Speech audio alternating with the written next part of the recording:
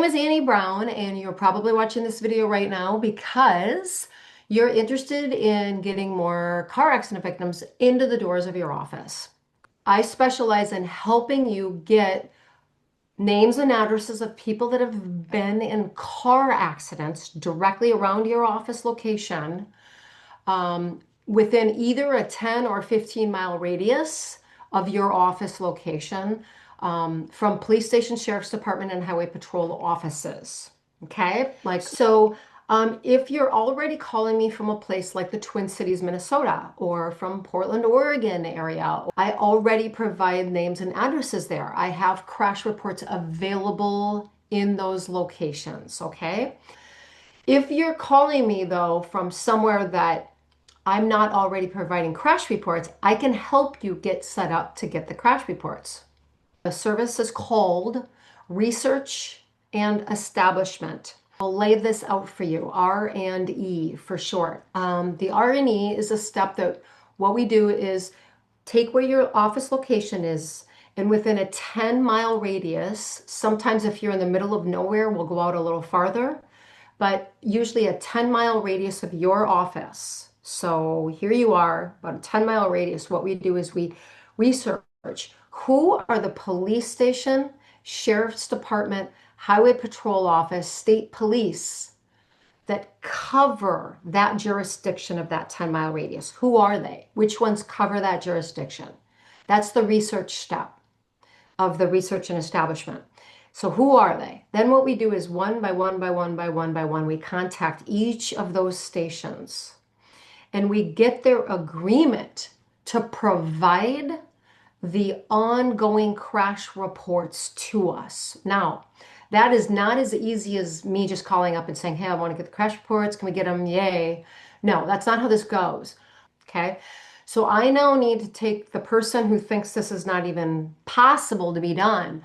I need to take that person through the hoops of getting them to get the idea that legally, yes, I can actually get your crash reports legally. So what we do is we've done the research. We found out, let's pretend there's 10 stations around your jurisdiction, 10 of them. When we contact the station, we find out, first of all, who's the person that we need to talk to at the station that makes the decisions? Who is it? So I find out who that is. Actually, I have one staff member who's designated and a specialist in doing this one function because it's such a thing to do this action.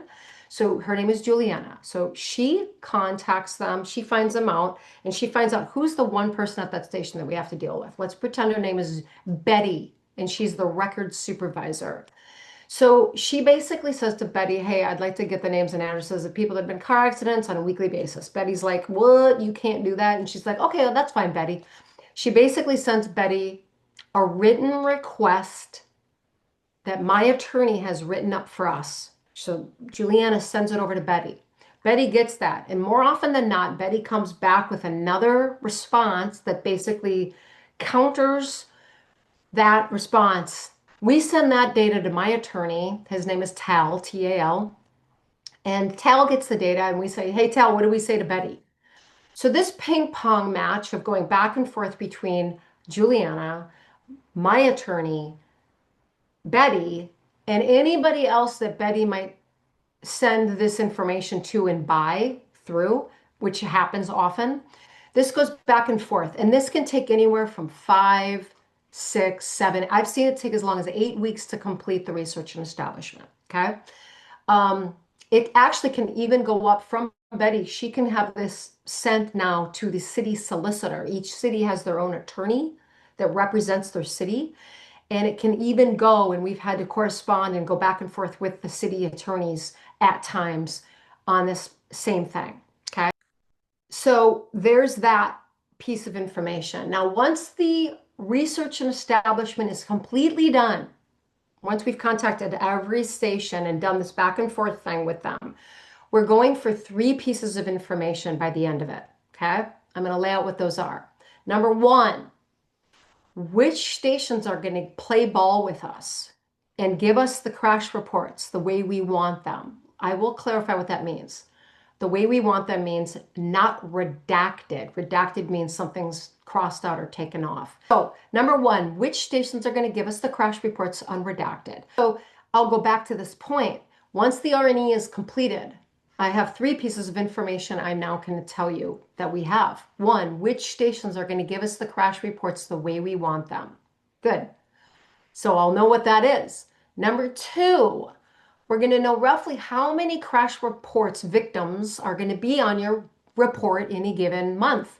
For example, in the Twin Cities, I provide between 4,000 to 6,000 names and addresses of crash victims every month on my report. Portland, Oregon, 500 to 600 every month on my report. Each area yields a certain amount of crash victims on the reports every month. So I'm going to be able to tell you, look, it's looking like there's going to be 200 a month on your crash reports, 400 names and addresses of crash victims every month on your crash report. I'll know that data because I get that information from the stations, or Juliana does, when we contact the stations. We ask that data, we get that, okay? And we have a rough idea of what's the math on that. The third piece of information I'm going to be able to tell you is how much are your monthly crash reports going to cost every month? Great, because all the stations charge for them. They charge for crash reports. So I need to find out, when we do the research and establishment and deal with the stations, we find out how much do you charge for your crash reports every month, right? Pretend you're in an area, some areas where there's a lot. Let's say that your area happens to have a lot of crash reports, or also there's situations where stations charge a lot. And let's say I come back to you at the end and I go, look, you have, I'm just making up numbers right now, 300 names and addresses of crash victims available every month to you, and it's going to be $6,000 a month. Let's say I say that to you.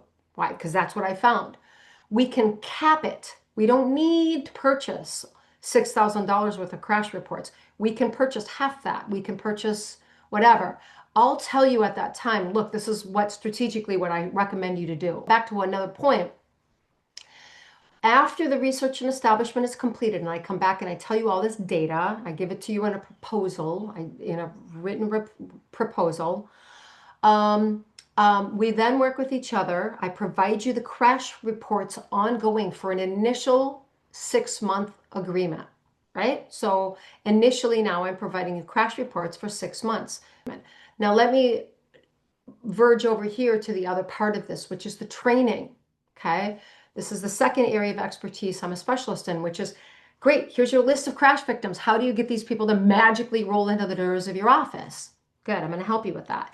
So I have a training program that consists of, right now, like 13, 14 videos. It tells you exactly who should be running this marketing program in your office.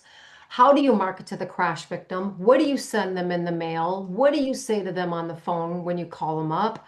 How do you manage, and what statistics, numbers, and what are you tracking? That's the important things to track to let you know that your person who's running this program is doing what she's supposed to do. So those are the main points I wanted to have gone over so that you have this information. And when we now schedule a call with each other, which is scheduled your next time to talk to me, and at that point I can go over these next points with you and how to help get you set up with getting your research and establishment and any other questions you might have.